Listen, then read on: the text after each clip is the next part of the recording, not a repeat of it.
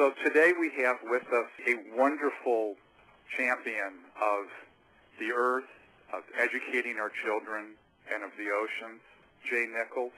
Jay is a marine biologist by training, but an inspiring author of children's books, of plays, one of the greatest voices for protecting what we love. And it's my honor to have Jay with us on Eco Dads, because Jay is, like all of us who listen in, first and foremost a dad. And this is our legacy to our children. Welcome, Jay. So glad to have you with us on Ocean Revolution with Eco Dads. Great, thank you. It's really great to be chatting with you and sharing some info and some passion for our little blue marble and our kids. How did this passion, this mission to help the world begin in your life?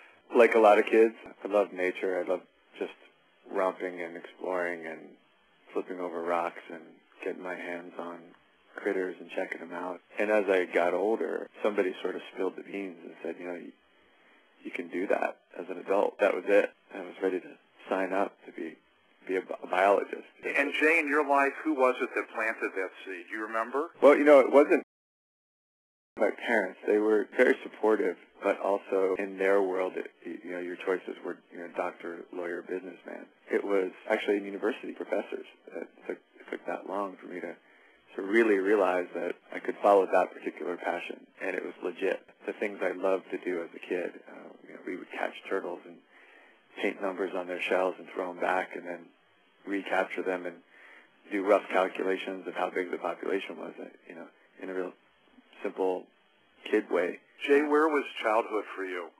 I grew up mostly on the East Coast, New York, New Jersey, and then ranging down, spending summers on the Chesapeake Bay, sailing and chasing snapping turtles, exploring islands. And growing up, I take it that you had convenient access to delicious points of nature that drew you in. Right out the back door, patches of woods, small creeks, and then also visiting family members around the country who were into backpacking. Yeah, it reminds me when I was growing up in St. Louis, Missouri, in the newly developing suburb, and within, an eighth of a mile from my house, there was a pond, and we called it Finder's Pond. And my buddies and I would go and do just what you were describing, catching tadpoles and looking at the turtles and being boy naturalists. It's getting tougher these days, isn't it? It seems to be. The ability for kids to just go and do free-form exploration and play without any tools or toys or gadgets. And we know it's extremely important for sort of cognitive development and for just growing up healthy. Parents are increasingly nervous about kids going out. The sun came up, we were out the door, and a dime in our shoe in case we needed a call, and then we were home at sunset. And now we have what is being described by developmental psychologists as a nature deficit disorder.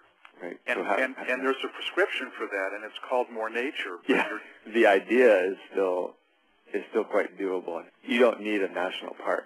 You can have that adventurous approach wherever you are. We have so much sterility, though, drilled into us, with everybody being encouraged to use as much antibiotic soap as possible. And, God forbid you should put your hands in the soil and get them in your mouth. We need an effort to go beyond those kind of invented fears. The fear is based on something, but it then kind of gets irrational and starts to take away the things we really, really love.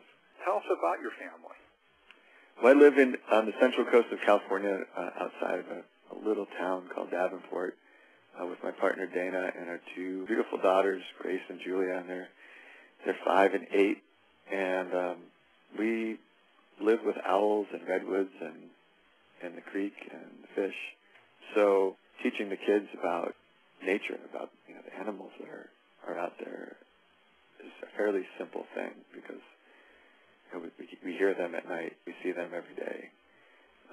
We walk around in redwood trees. So they're used to banana slugs, spiders, and bobcats, part of the day-to-day, not necessarily the way most people are living.